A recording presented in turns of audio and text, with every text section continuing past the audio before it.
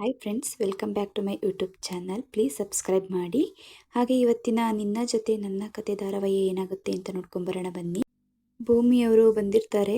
ಅಜಿತ್ ಅವರು ಓ ಭೂಮಿ ಏನು ಬಂದ್ಬಿಟ್ಟ ಅಂತ ಕೇಳಿದಾಗ, ಹೌದು ಸಾಹೇಬ್ರೆ, ನನಗೆ ಕಾನ್ಸ್ಟೇಬಲ್ ಆಗಿ ಬಳ್ಳಾರಿಗೆ ಪೋಸ್ಟಿಂಗ್ ಆಗಿದೆ, ಅದಕ್ಕೆ ನನ್ನ ವಸ್ತುಗಳು ಇಲ್ಲೇ ಉಳ್ಕೊಬಿಟ್ಟಿದೆ, ತಗೊಂಡೋಗ್ಬೇಕು ಅಂತ ಹೇಳ್ತಾರೆ. ಆಗ ಅಜಿತ್ ಅವರು, ನಾನು ಬಿಟ್ಟೋಗ್ಬಿಡ್ತೀಯಾ ಅಂತ ಕೇಳಿದಾಗ, ಆಗ ಭೂಮಿಯವರು ಏನು ಮಾತಾಡದೆ ನನ್ನ ವಸ್ತುಗಳನ್ನ ನಾನು ತಗೊಂಡೋಗ್ಬೇಕು ಅಂತ ಹೇಳ್ತಾರೆ. ಅಜಿತ್ ಅವರು ಕೇಳಿಸ್ಕೊಂಡು, ಭೂಮಿ ನೀನು ಎಲ್ಲೂ ಹೋಗಬೇಡ, ನಮ್ಮ ಮಗನ್ನ ಮತ್ತೆ ನನ್ನನ್ನು ಬಿಟ್ಟು ಹೋಗಬೇಡ ಅಂತ ಕೇಳ್ಕೊತಾರೆ. ಆದರೆ ಭೂಮಿಯವರು ಅದಕ್ಕೆ ಒಪ್ಪೋದೇ ಇಲ್ಲ.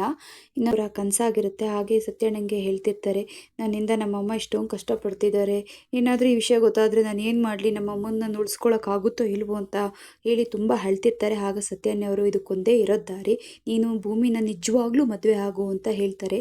ಇನ್ನೊಂದು ಕಡೆ ಎಲ್ಲರೂ ಕೋರ್ಟಿಗೆ ಬಂದಿರ್ತಾರೆ. ಆಗ ವೀರಣ್ಣವರ ಹೆಂಡತಿ ಭಾಗ್ಯಮ್ಮ ಅಲ್ವಾ ನೀವು, ಗಂಡನ ಕೊಲೆ ಮಾಡಿದ್ದೀರಾ, ಅದಕ್ಕೆ ಸಾಕ್ಷಿ ಕೂಡ ತುಂಬ ಇದೆ, ಹಾಗೆ ನೀವು ತಪ್ಪು ಮಾಡಿಲ್ಲ ಅಂತ ಯಾವುದೇ ಸಾಕ್ಷಿ ಕೂಡ ಸಿಕ್ಕಿಲ್ಲ, ಆದ್ದರಿಂದ ನಿಮಗೆ ಮರಣದಂಡನೆಯನ್ನು ವಿಧಿಸ್ತಿದೆ ಕೋರ್ಟು ಅಂತ ಹೇಳ್ತಾರೆ. ಅಜಿತ್ ಅವರು ಮತ್ತಷ್ಟು ಸಾಕ್ಷಿಗಳನ್ನು ಕೊಟ್ಟು ಭಾಗ್ಯಮ್ಮನನ್ನು ಬಿಡಿಸ್ತಾರಾ ಅಂತ ಮುಂದಿನ ಸಂಚಿಕೆಯಲ್ಲಿ ನೋಡೋಣ. ವಿಡಿಯೋ ನೋಡಿದ್ದಕ್ಕೆ ಧನ್ಯವಾದಗಳು. Thank you.